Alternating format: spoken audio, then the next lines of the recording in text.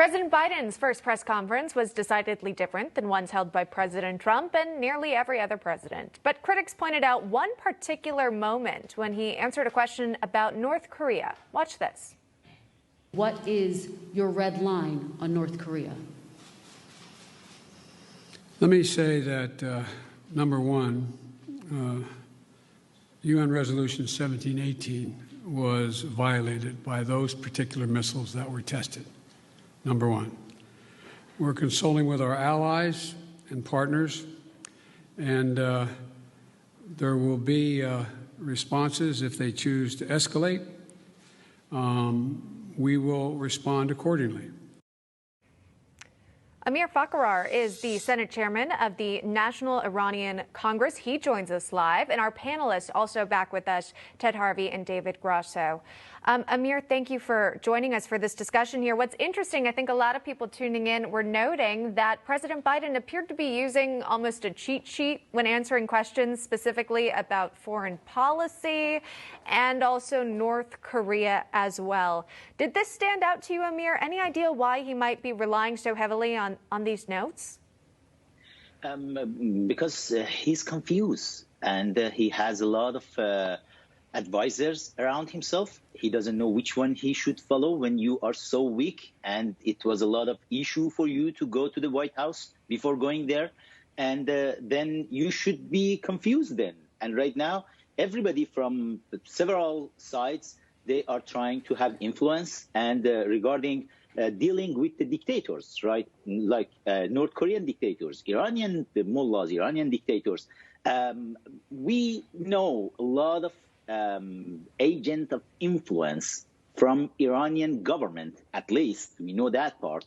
It's the laundry list of them. They are right now, they have the official positions at the White House, at the National Security Council, at the different very high level ranking. And yeah, definitely Iran is trying to send some message and make sure they can influence the policies. And I'm pretty sure that China and North Korea, they are doing that. That's the reason. He's confused. He cannot answer correctly any question. And that's the worst thing.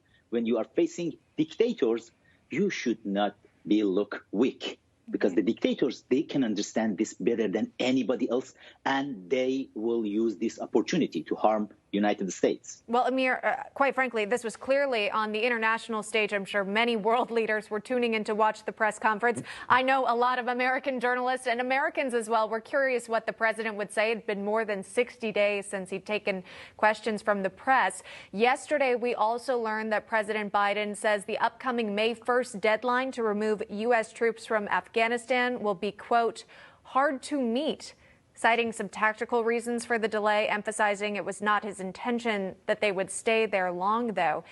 Ted, this is different than sort of the promise that was made along the campaign trail. Why now are we just learning his intentions?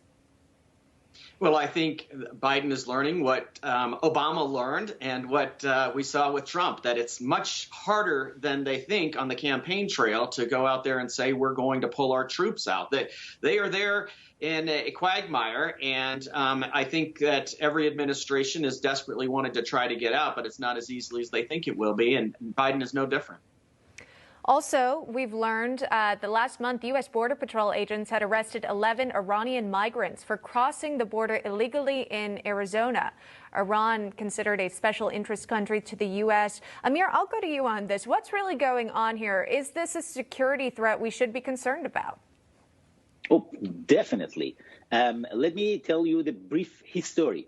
After the Iranian Revolution in 1979, Iran created a terrorist group called Hezbollah, very well funded with Iranian petrodollars in the south of Lebanon, exactly at the border with Israel, because Israel is little Satan to them, to the Iranian mullahs. And the great Satan is United States. Then during last 20 years, at least, regime started to spend a lot of money in Mexico, in Venezuela, in South America, and can create the Hispanic version of Hezbollah here, and even some of the Iranian IRGC commanders. That was the order to them from Supreme Leader to come to Mexico and get married. You know, the Muslims, they can get married officially 4 times. To get married in Mexico and build the network with the cartels, Mexican cartels. They have a very good relationship with the cartels right now, IRGC, Iranian Revolutionary Guard.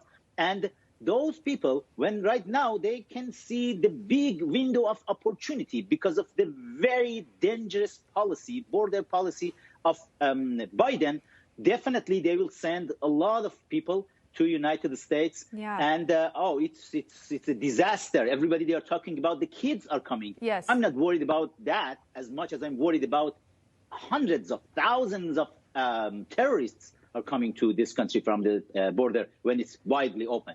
Well, clearly, I mean, the President Biden, is aware at least of the surge of migrants, although he continues to blame it on the previous administration.